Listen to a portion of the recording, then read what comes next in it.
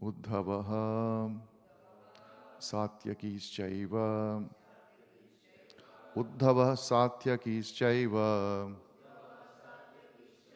Vyajane Paramadbhute Vyajane Paramadbhute Vikiryamanaha Kusumai Vikiryamana Kusumai Reje Madhupatihi Pathi Reje Madhupati Pathi Uddhava Satyakishchaiva Vyajane Paramadbhute Vikiryamana Kusumai Reje Madhupati Pathi Uddhava Satyakishchaiva Vyajane Paramadbhute Vikiryamana Kusumai Reje Madhupati Pathi Uddhava Satyakishchaiva Vyajane Paramadbhute Vikiryamana Kusumai Reje Madhupati Pathi.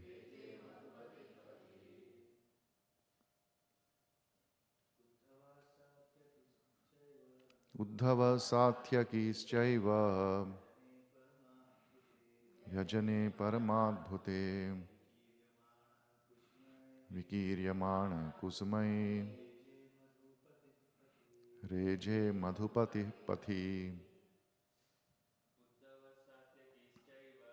Uddhava Satyakishchaiva Vyajane Paramadbhute Kusumai Reje Madhupati Pathi. Mataji. Uddhava Satyakishchaiva Vyajane Paramadbhute Vikiryamana Kusumai Reje Madhupati Pathi. Uddhava Satyakishchaiva Vyajane Paramadbhute Vikiryamana Kusumai Reje Madhupati Pathi. Uddhavaha, a cousin brother of Krishna's, Satyakihi, his driver, Cha, and Eva, certainly, Vyajane, engaged in fanning, Parama Adbhute, decorative, Vikiryamanaha, seated on a scattered, Kusumaihi, flowers all around, Reje, commanded, Madhupatihi, the master of Madhu, Krishna, Pathi, on the road. Translation: Uddhava and Satyaki began to fan the Lord with decorated fans, and the Lord, as the master of Madhu, seated on scattered flowers, commanded them along the road. Translation with repetition: Uddhava and Satyaki began to fan the Lord with decorated fans, and the Lord, as the master of Madhu, seated on scattered flowers, commanded them along the road. I'll read this myself. Ashruyanta shisha satyas tatra tatra dvijerataha nanurupanurupascha nirgunasya gunatmanaha. Ashruyanta shisha satyas tatra tatra dvijerataha nanurupanurupascha nirgunasya gunatmanaha. Ashruyanta, being heard, asishaha, benediction, satyaha, all truths, tatra here, tatra there, dvija iritaha, surrounded by learned brahmanas, na, not, anurupa, befitting, anurupaha, fitting, cha, also. Nirgunasya, of the Absolute. Gunatmanaha, playing the role of a human being. Translation and purport by His Divine Grace, A.C. Bhakti Vedanta Swami Srila Prabhupada. Translation. It was being heard here and there that the benedictions being paid to Krishna were neither fitting nor unbefitting, because they were all for the Absolute, who was now playing the part of a human being. Purport. At places, there were sounds of Vedic benediction, aiming at personality of Godhead, Sri Krishna. The benedictions were fitting in the sense that the Lord was playing the part of a human being, as if a cousin of Maharaj Yudhishthira. But they were also unfitting, because the Lord is absolute and has nothing to do with any kind of material relativities. He is nirguna, or there are no material qualities in him, but he is full of transcendental qualities. In the transcendental world, there is nothing contradictory, whereas in the relative world, everything has its opposite. In the relative world, white is the opposite conception of black, but in the transcendental world, there is no distinction between white and black.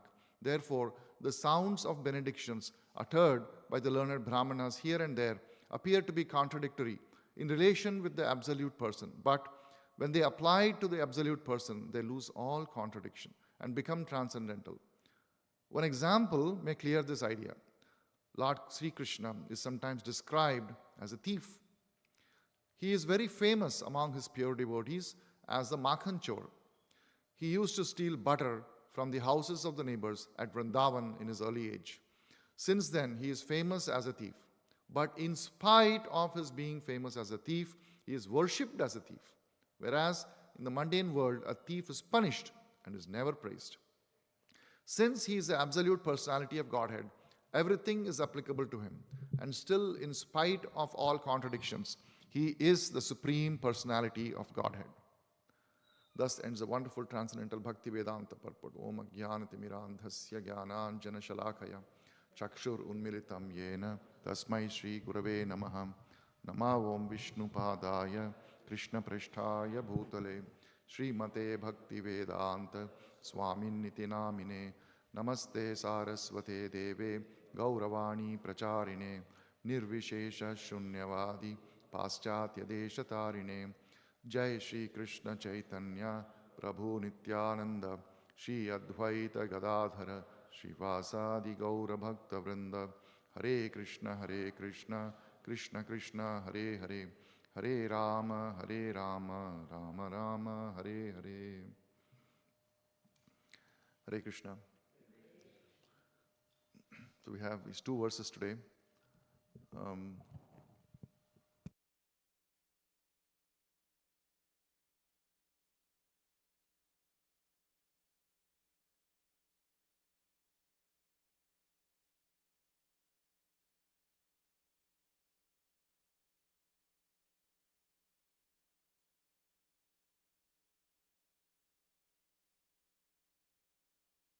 And there are scattered flowers on the chariot, and his chariot driver Satyaki and his cousin Uddhava, they are fanning him. It's a very beautiful scene, and it's a reminder that any personal service to Krishna is most glorious and is extremely difficult to achieve. Bhagavatam gives very special importance to Uddhava. In fact, when Lord Krishna winds up his pastimes, manifest pastimes on this planet, Krishna Lila, and winds up all his expansions of the Yadu dynasty, even though Uddhava was present with him in Dwaraka and was playing the role of an advisor in administrative matters, he could have very well wound up Uddhava's pastimes also. But Krishna ordered him to stay back and spread love of Godhead and transcendental knowledge about Krishna to the people in general. So Uddhava had a very special place in Krishna Leela, and such an exalted person is fanning Krishna and takes great joy in doing so. And it's a reminder to us that personal service to the Lord, the deity worship that we engage in the temple, the opportunity that we receive, often it may be appearing that when we do arati, first we start with dhupa, then deepam, then the sequence, the fan comes in the end. So you may think maybe the fan does not have much significance.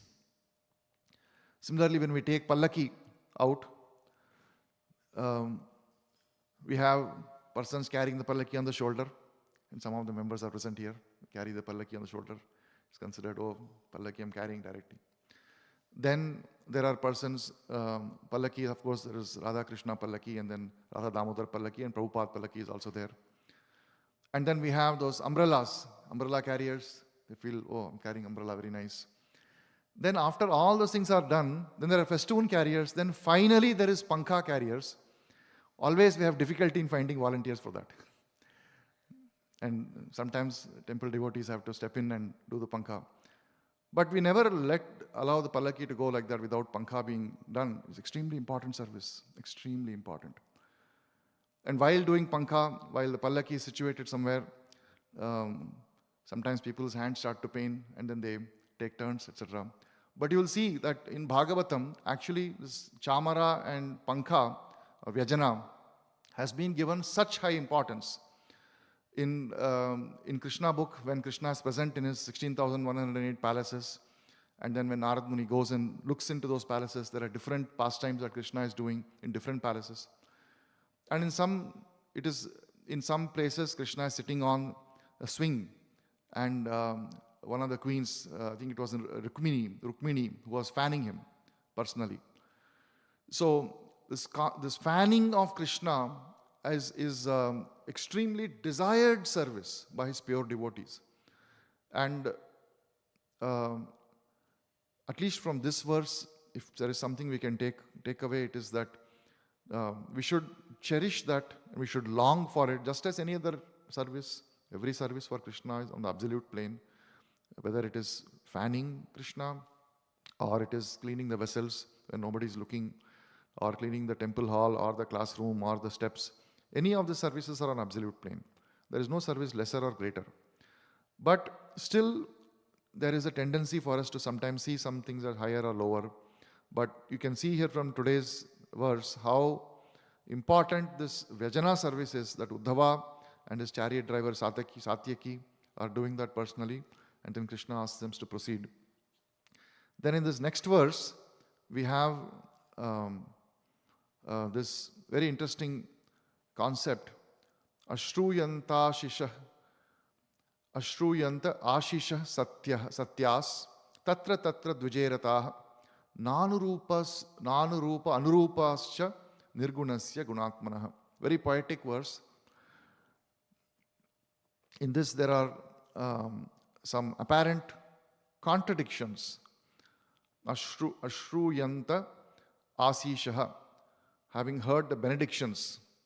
Satyaha, all truth. Tatra dvijerataha, is surrounded by brahmanas. Na anurupa anurupascha, na anurupa anurupascha. So it is neither befitting nor unbefitting.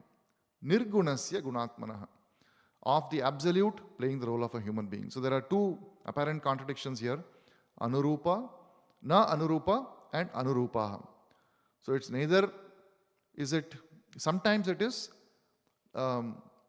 befitting, sometimes it is unbefitting. Neither unbefitting nor befitting. So neither does it fit properly, nor is it unbefitting, neither is it improper. So it's not improper. Why this contradiction is there? But before I come to that, let us just enjoy the grammar itself, that these poetic verses of Bhagavatam. Just the scale of Bhagavatam with 18,000 verses and verse after verse after verse, so beautifully, poetically composed, is mind-boggling by itself. And in this verse, this grammatical construction of contradictions is called Virodhabhas Alankar. In Sanskrit, it's called Virodha. There are different kinds of decorations of verses. This is Virodhabhas Alankar, or in English, it is called paradoxical, apparently contradictory. And then the next sentence, next line, the last line, Nirgunasya Gunatmanaha, of the Absolute, who is without any material qualities, Gunatmanaha, playing the role of a human being. Human being has apparently, human beings, conditioned human beings, they have got material qualities, guna. We have seen the word guna, Traigunya, Vishayan, Vedan, or gunas, the three modes of material nature. We have heard of the word guna in context of modes of material nature. So all the human beings, conditioned living beings, they are all conditioned by the modes of material nature, bound by the material nature. They exhibit material qualities. Why? Because these are parts of modes of material nature. So Lord Krishna, as a cousin of Yudhishthira, appears to be an ordinary human being. He plays in the role of a human being. And formerly in Vedic times, when somebody would come over, even in sometimes now it happens in a smaller scale, when you go to some elder's house, or you go into your, let's say you go to a cousin's house, and the cousin's parents are there. So what will you do? You offer obeisances. When you arrive, you offer obeisances. When you are departing, again before departing, you offer obeisances. And what do the parents of your cousin, brothers, sisters, what they will do? They will offer benedictions. They'll offer benedictions. Along with benedictions, they may give some gifts. Gifts are there, but the gift is a benediction. The gift is also a benediction. It is a way to say, be materially prosperous, be materially happy. That's what they want for the relatives. So as a host, let's say now somebody is visiting you, and there is, let us say, a younger person is visiting. As a host, what will you do? As a host, you will make sure that that person gets the benediction of elders. Let us say your parents are there, are still present, and some slightly younger person has come. Then they will offer their obeisances to the parents, to the elders. Right? In fact, that person may even be older than you. But your parents are even older. So you'll arrange for the benedictions. You'll just friendly remind, especially if he's your cousin or something like that, you'll remind him, offer obeisances, you'll get benedictions, right? If you might forget while leaving. So you offer the benedictions. Now, in the Vedic times, it was more elaborately done. The Brahmanas would come and they would offer benedictions. They'll chant Vedic hymns, especially when such exalted personalities are there. Certainly the Brahmanas would come and chant. So it is almost like a ritual benediction. And many of those benedictions are also material in nature. If there is a woman, she'll be giving Putrivati Bhava, Putravati Bhava, Saubhagyavati Bhava. Like this, a lot of benedictions will be given. And all of these are meant to allow those people to be materially in a comfortable position so that they can fulfill generally speaking, the Karmakanda sections of the Vedas, Vedic rituals, and advance gradually in the four Purusharthas of Dharma, Artha, Kama, Moksha. That is the process. That's the Vedic Karmakanda process. So, if somebody is offering such benedictions that, oh, I wish for you to be healthy, I wish for you to be without diseases, may you be comfortable, may you be prosperous, may you be long-lived. When such material benedictions, they are offered to the supreme absolute truth, Nirgunasya, who is completely devoid of any material qualities. What does it even mean? Does it have any significance? If some Brahmana is telling Krishna, I hope you are without diseases, I hope you are long-lived, does it have any meaning at all? It has no meaning. Apparently it has no meaning. But at the same time, he is playing the role of cousin of Yudhishthira. So in that role, yes, that has meaning, because that's a socially appropriate thing to do. But that is where in the purport Prabhupada clarifies that any such material, even material benedictions, when they are given to the Supreme Absolute, who is without any material qualities, such benedictions, they become fully transcendental. They become completely transcendental, and they become bereft of their material contamination. So any activity, when it is offered to Krishna, it becomes spiritualized. There is a verse in Bhagavad Gita also, Brahma Havir,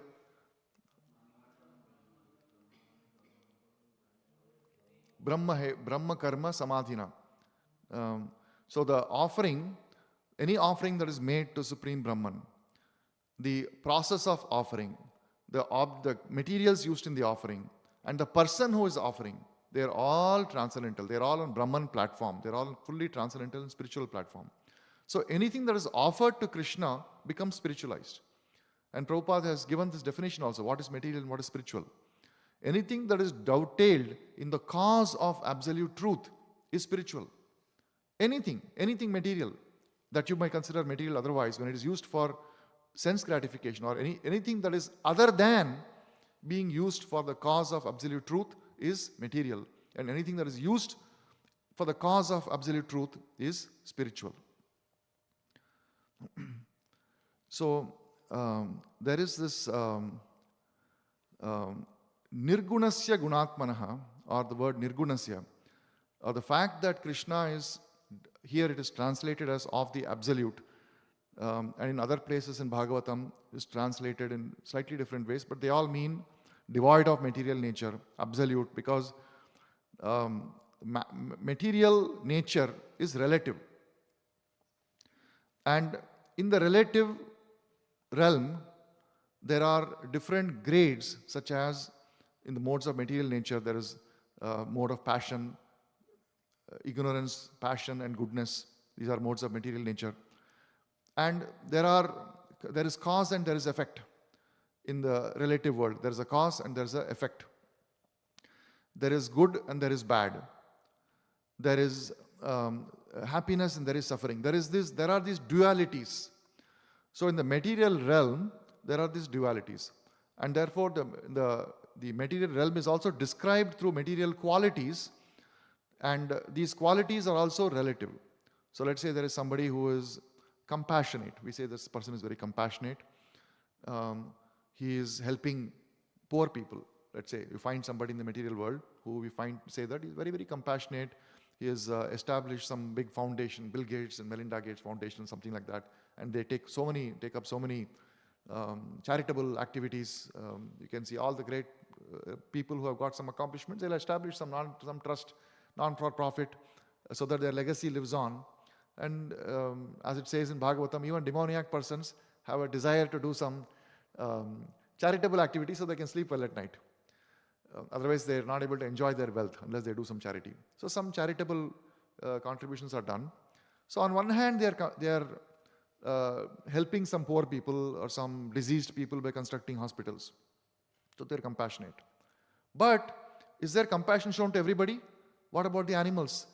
But every day in the morning, evening and night, on the same day they're writing their check, other hand they're taking a leg of chicken or some beef or something. Right? So what happened to the compassion to that animal? There's no compassion. So the compassion, the term, even if you say somebody is compassionate in the material world, it is relative. In some situations they are compassionate, in some situations they are not compassionate. It is not all compassion as shown by pure devotees or completely transcendental, or by Krishna, who is completely free of any material qualities, the tinge of any material contamination. So the very fact that you mention the word absolute, it is automatically inclusive of the word free of material qualities. Because the opposite of that, the term relative, it has qualities and they are relative in nature, and they are material qualities. So although here it is Nirgunasya as translated as absolute, that also means free of material qualities, in which Prabhupada explains in his purport. You see here, he is Nirguna, or there are no material qualities in him, and he's full of transcendental qualities. Let's just spend a couple of more minutes on this concept of contradictions which are there, apparent contradictions that are there in this verse, and then we'll go a little bit more into the concept of transcendental qualities.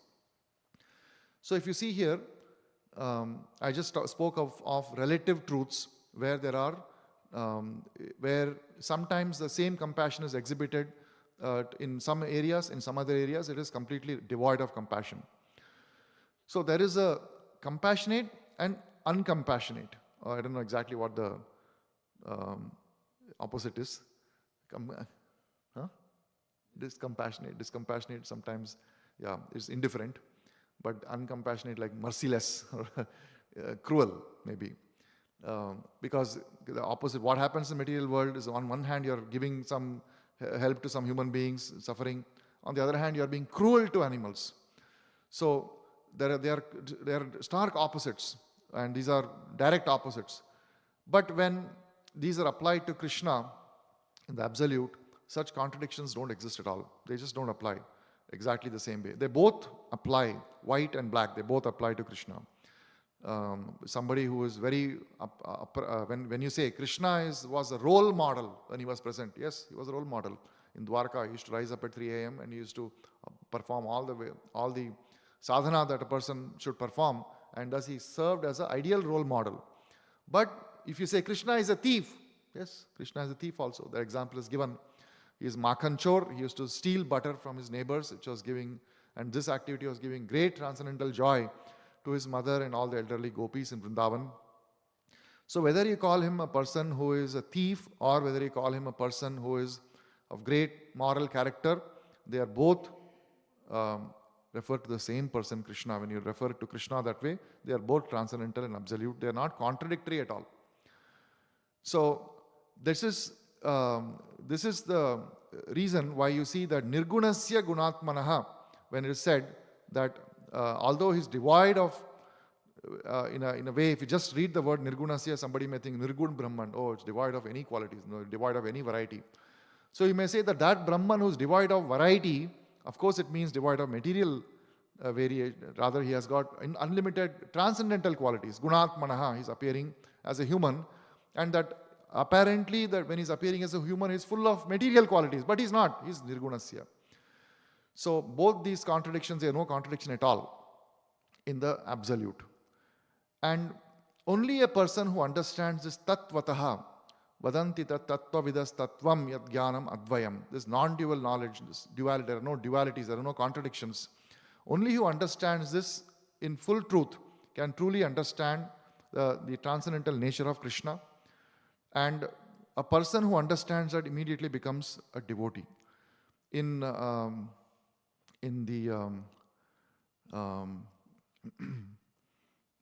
the teachings of Kapila Muni, which is appearing in the 3rd canto of Srimad Bhagavatam, he is offering to his mother Devahuti a description of a pure devotee.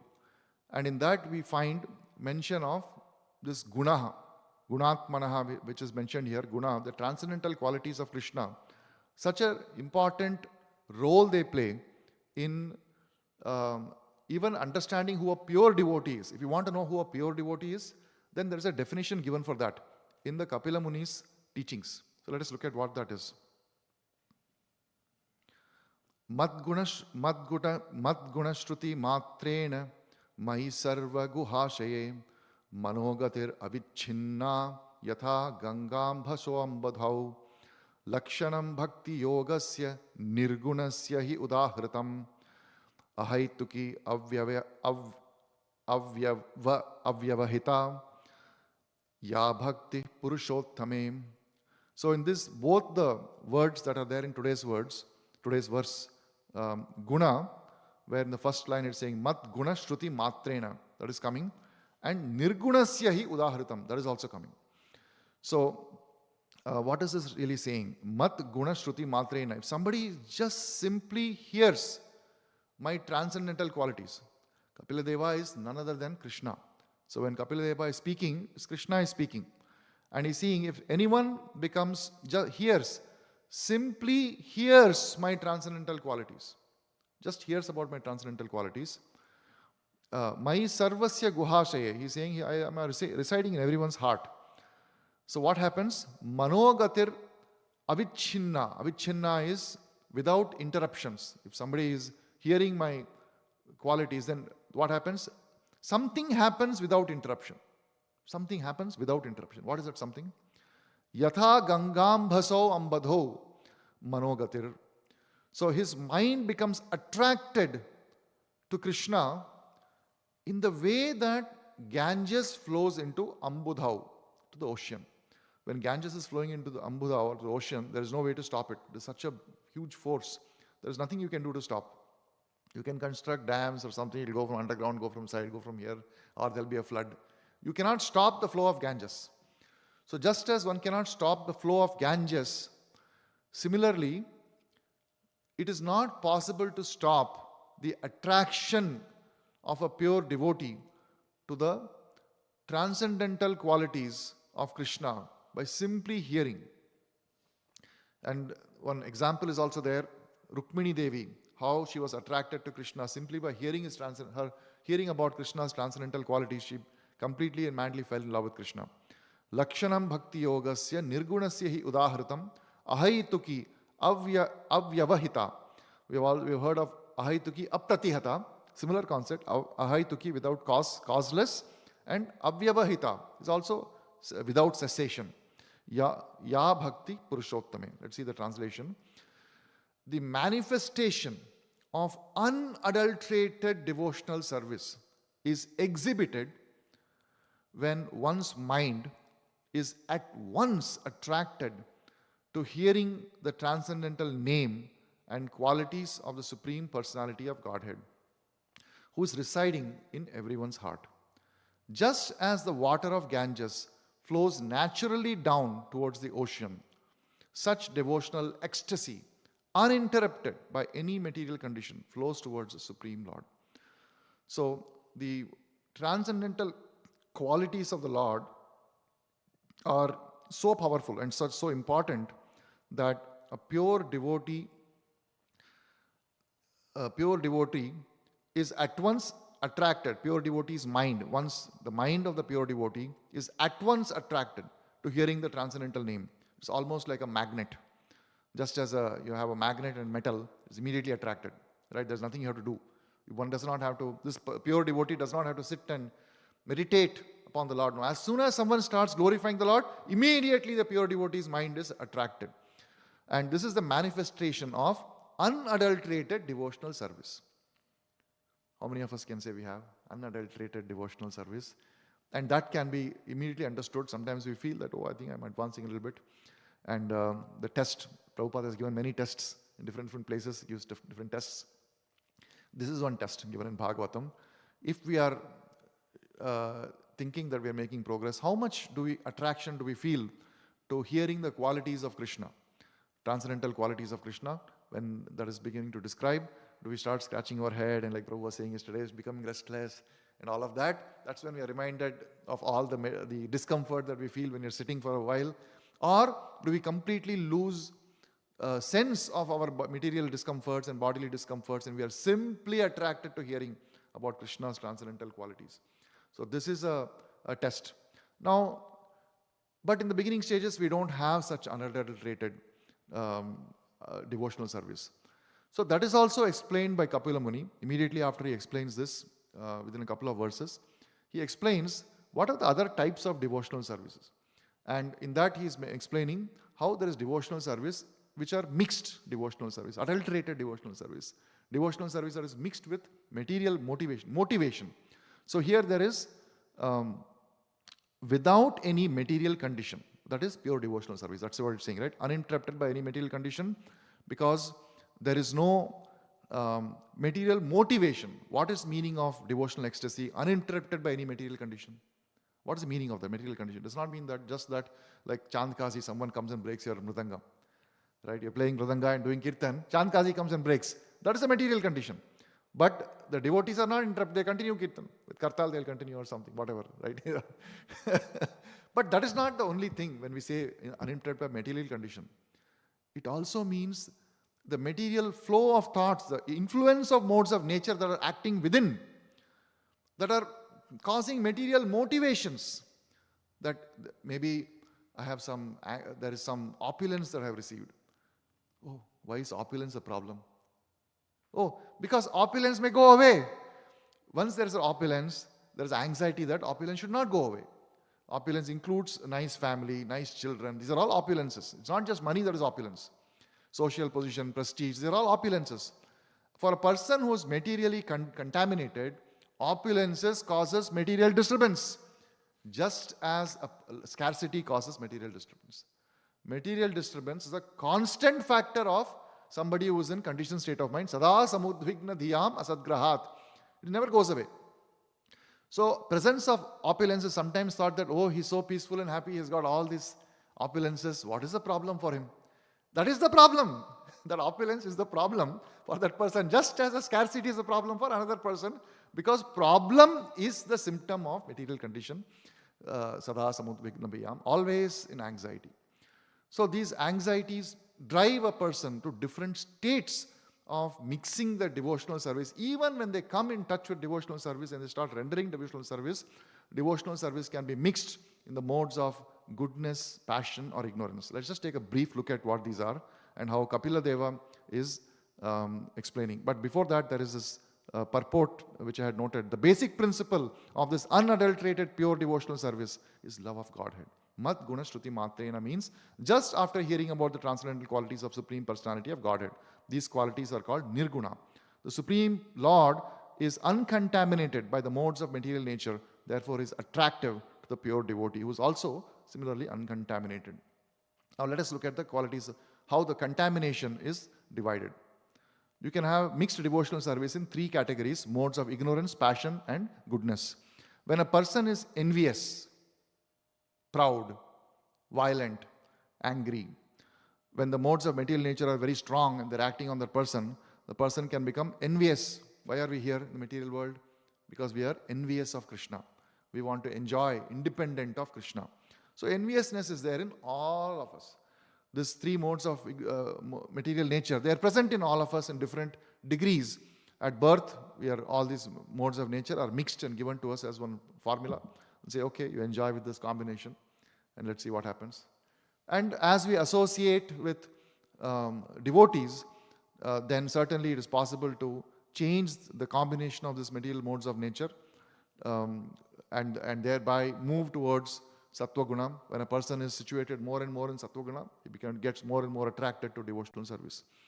But when a person is having a strong influence of modes of ignorance, the person exhibits enviousness, pride, violence, anger.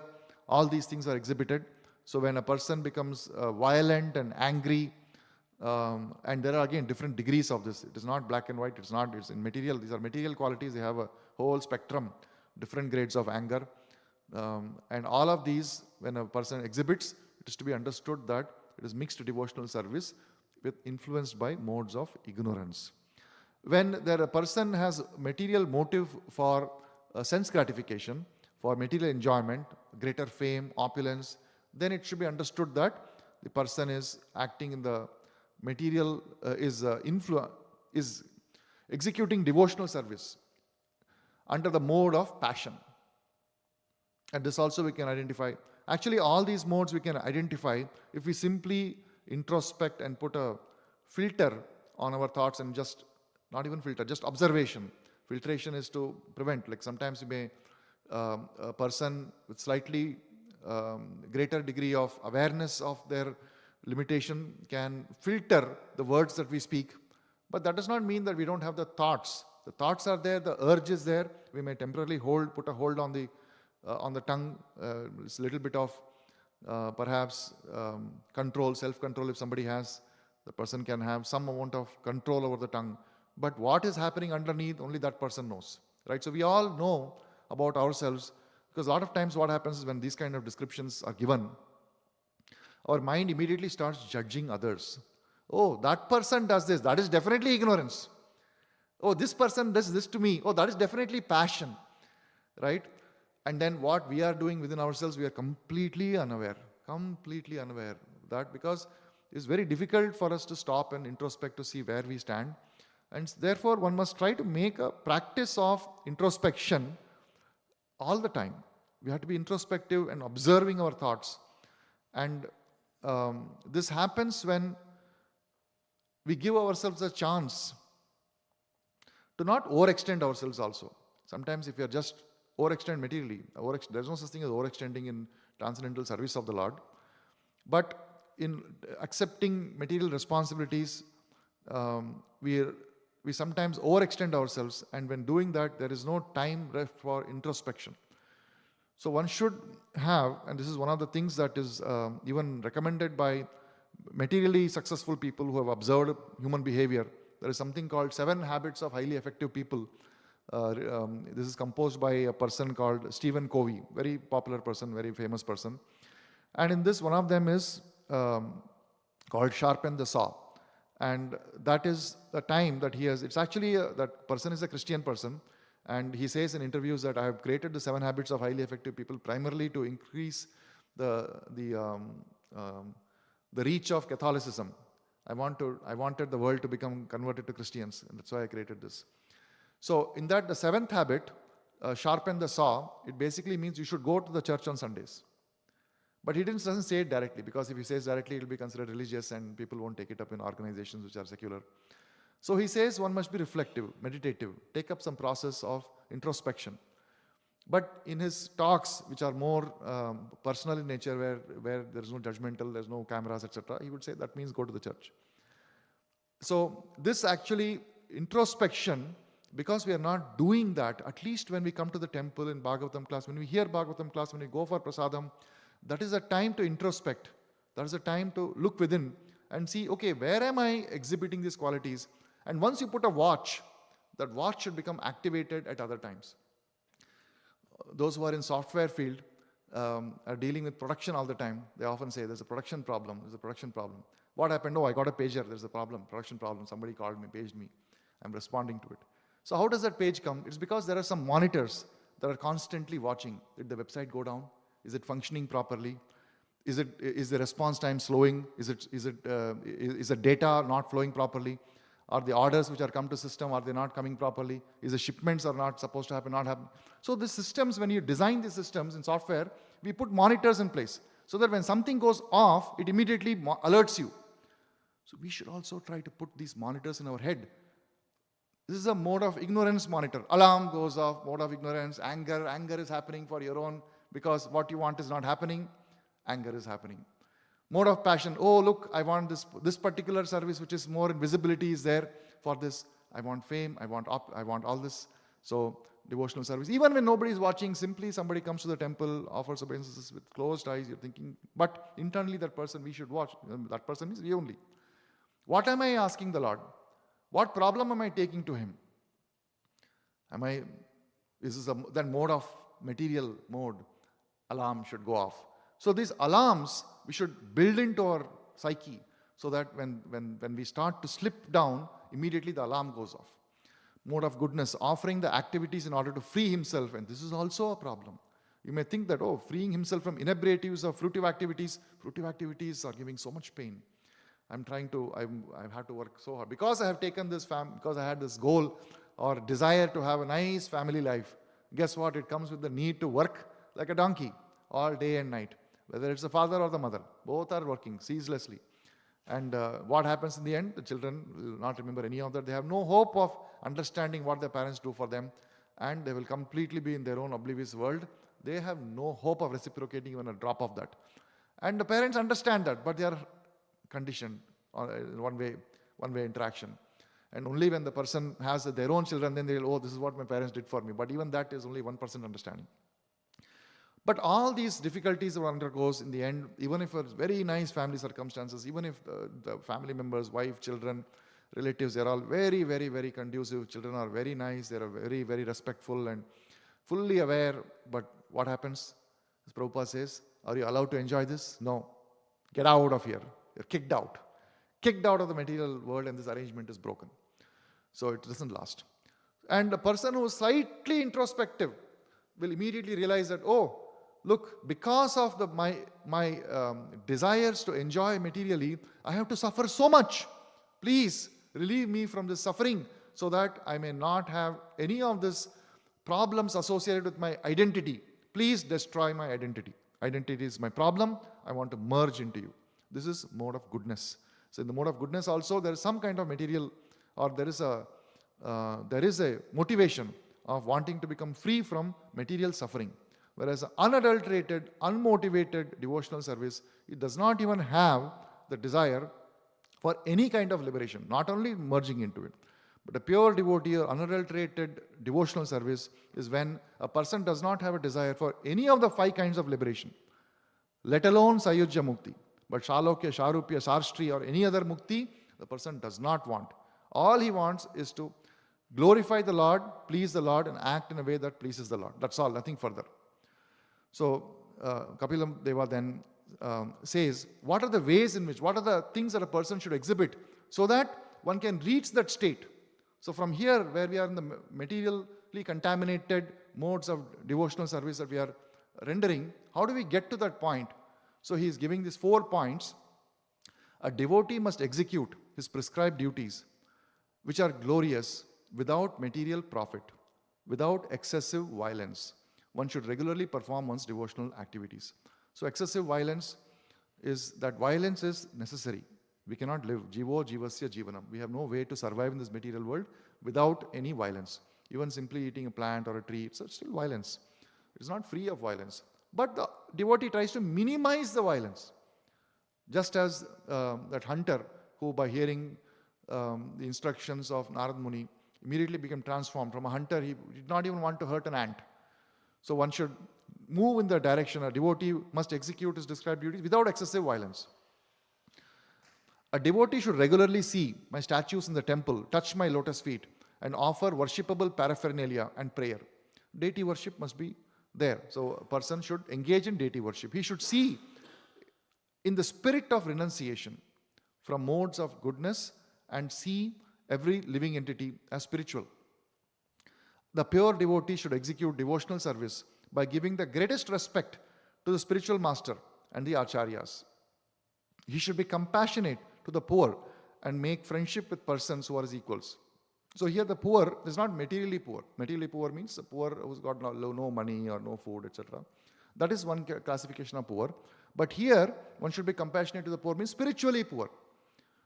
Somebody who is new to Krishna consciousness or does not have exposure to Krishna consciousness and is leading a very degraded life. To such persons, we should exhibit compassion. He should be compassionate to poor and make friendships with persons who are his equals. So this again is equal. It does not mean that, okay, he has the same bank balance as me, he has 2 cars, I also have 2 cars, okay, let's be friends. This is about persons who have taken to the path of Krishna consciousness and are similarly trying to advance. But all his activities should be executed under the regulation and with control of senses. So the greatest respect to spiritual master and the acharyas. So that is a very essential part of getting oneself freed from the modes of material nature and moving towards unadulterated devotional service without coming under the regulations offered by the spiritual master and regulating one's senses under the direction of the spiritual master. It is not possible for us to advance. So every devotee, as we try to go from the part of mixed devotional service to the pure devotional service, must aspire to surrender to the spiritual master, take initiation, and abide by the rules and regulations given by the spiritual master. A devotee should always try to hear about the spiritual matters and should always utilize his time in chanting the holy name of the Lord. His behavior should always be straightforward and simple, and although he is not envious but friendly to everyone, he should avoid the company of persons who are not spiritually advanced. So just because we are compassionate to somebody that is poor, which means spiritually poor, it does not mean that we start opening our heart to them and start becoming impacted by their advice, which is materially contaminated. Right? So let's say that we are coming to the temple, we are taken to Krishna consciousness, and we feel that, oh, there is this person who's coming who's completely new, they have no idea what Krishna consciousness is. Let me be compassionate. Let us spend some time and get to know that person. But one must be careful that in the process of getting to know that person, one should not become contaminated, which is a very natural process when 2 people open up their hearts and speak to each other. They naturally impact each other. It is impossible for 2 persons who have opened their heart to each other to not impact each other. It is impossible. So a devotee, one is trying to advance, must be careful to guard himself that his consciousness is not getting degraded in interaction with somebody he is trying to show compassion to. And not envious but friendly to everyone. He should avoid the company of persons who are not spiritually advanced. So this is where the Bhagavatam is recommending that we should associate the associate always with pure devotee. Association of pure devotee is achieved through the books that Srila Prabhupada has written. So by reading Srila Prabhupada's books, we all know this intellectually, we all struggle to practice it in our personal lives. By reading the books of Srila Prabhupada, we get personal association of Srila Prabhupada, and that is where we repose our faith. And when we open our heart, sometimes, what does this mean to open our heart? Sometimes we have difficulty and we want someone to, a shoulder that we can rest upon and open our heart and say, these are my problems. And then that person offers solutions, and then we are in that vulnerable position, we accept those solutions. Even though we may not be able to implement immediately, we accept it and we try to implement. And this is where the danger lies. Because usually when we open our heart to someone and state our problems, they hear our problems, the material problems, and offer material solutions. Why don't you try this, or try that, or try something else? And no doubt there may be some merit to those attempts, and we may try it also. But the danger is that we pose so much faith in those attempts to solve our material problems that we think that that is the path of solving material problems. And when they don't work, as they invariably don't, we keep trying for more and more and more and more solutions. Somebody will have the primary doctor, then secondary doctor, third opinion, fourth opinion. Then when that doesn't work, you start trying homeopathy, allopathy, Ayurveda, and then what is that? Acupuncture, acupressure, Reiki. All problems we will try, and we not satisfied, then go to some faith healer, auto-suggestion, sound healing, so many things. That's why do you think every day newer and newer healing techniques are coming? Because the healing techniques that people are trying don't work. But we are still having faith that there are material solutions to material problems. When Arjuna had a material problem that I'm having to kill my own kinsmen, did he then try to say, okay, is there a way I can kill but preserve his body in a freezer, and maybe 100 years from now that body can come back? Cryogenics. Did he put his faith in cryogenics? No. He surrendered to Krishna, who gave him spiritual solution. So when we have material problems, we have to have spiritual solution. That can only come from association of pure devotees and his representatives, those who are fully surrendered to him. They are the ones who can give us a spiritual perspective that gives us the armor with which we deal with material problems. So when these qualities develop in a person, then they reach to the stage of pure devotional service. Mat dharmano gunair etair parisham samsuddha ashayah purushayanjasa bheti shrutamatra gunam himam. Shrutamatra, again, shrutamatra gunam, just by hearing, when these things come, he again repeats, Kapil Deva repeats that when these activities are performed and person develops these transcendental qualities, then he becomes automatically attracted. When one is fully qualified with all these transcendental attributes and his consciousness is thus completely purified, he is immediately attracted simply by hearing my name or hearing my transcendental quality. So these are the glories of transcendental qualities. Nirgunasya gunatmanaha. There are no contradictions in the absolute truth. Absolute truth is completely free from any material contamination. And the symptom of unadulterated devotional service is one's mind becomes immediately attracted when the transcendental qualities of Krishna are being described. Our current state, however, is that we are rendering mixed devotional service. There is a path to going from the state of mixed devotional service to pure devotional service. And when we follow that path, which includes approaching as pure devotee, surrendering, rendering service, and being regulated by the rules given by the pure devotee, controlling the senses, etc., that we just saw, one can achieve the state of pure devotional service. So I'll stop here and see if you have any questions or comments.